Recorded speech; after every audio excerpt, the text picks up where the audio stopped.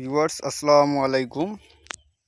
বন্ধুরা, হুট করে দেখতেছেন যে আপনাদের ধান ক্ষেতের পাতা হলুদ হয়ে গেছে। এই যে দেখেন, হলুদ হয়ে গেছে পাতাগুলো, অনেক পাতা। তো এটার কারণও আপনারা অনেকে হতাশ হয়ে গেছে। তো হতাশ হওয়া যাবে না, এটার মূলত কিছু কারণ আছে।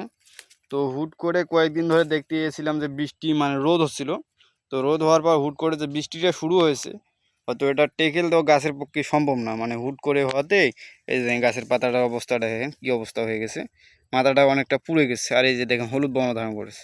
তো এটা সম্পর্কে না জেনেও আতঙ্কিত হওয়া যাবে না। তো এটার সমস্যাটা কি এবং সমাধান কি সেটাই জানতে হবে।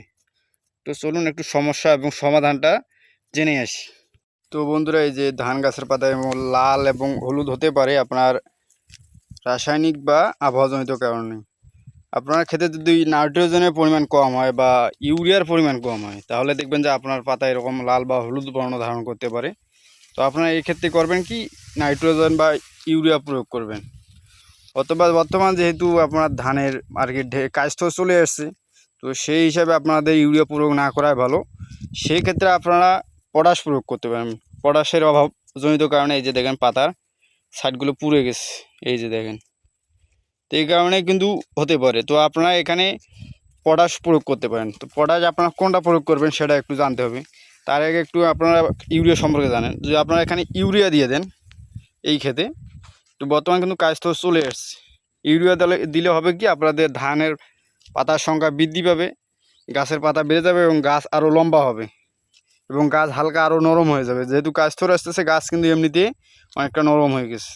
তো সেক্ষেত্রে আপনাদের ইউরিয়া প্রয়োগ না করাটাই ভালো হবে। সেখানে আপনারা যদি পটাশ প্রয়োগ করেন, দেখবেন যে এই লাল বর্ণটা ধীরে ধীরে কেটে যাবে এবং ধীরে ধীরে গাছটা সবুজ, পাতাটা আরও সবুজ থেকে যাবে। যতটুকু গেছে ততটুকু থেকে যাবে, যেহেতু পোড়া গেছে পাতাগুলা। তো এরপর কিন্তু আর আগাতে পারবে না। সেক্ষেত্রে আপনাদের কি করতে হবে, আপনাদের পটাশ প্রয়োগ করাটা অনেকটা বেটার হবে। কারণ যেহেতু কাজ তো চলে এসছে, সেক্ষেত্রে আপনারা পটাশ প্রয়োগ করবেন। পটাশ প্রয়োগ করলে আপনাদের গাছের পাতা সবুজ থাকবে, সবুজ বর্ণটা ধরে থাকবে এবং গাছটা আপনাদের শক্ত মজবুত থাকবে। এবং দেখবেন যে আপনার গাছ ঝড়ে বাতাসে ঢেলে পড়বে না এত সহজে। ঢলে পড়লে তো এমনিতে আপনাদের ধানের ওয়েট কমে যাবে। তো সেক্ষেত্রে এটা কিন্তু আপনাদের বিশেষ ক্ষেত্রে আবহাওয়াজনিত কারণে হতে পারে। হুট করে মনে করেন যে রোদ হচ্ছে, আবার হুট করে বৃষ্টি শুরু হয়েছে, এই কারণে হতে পারে। তো আপনাদের বিশেষ করে এই কারণটা হতে পারে আপনাদের নাইট্রোজেনজনিত কারণে। হয়তো ইউরিয়া কম হয়েছে, নয়তো পটাশ বা কম হয়েছে।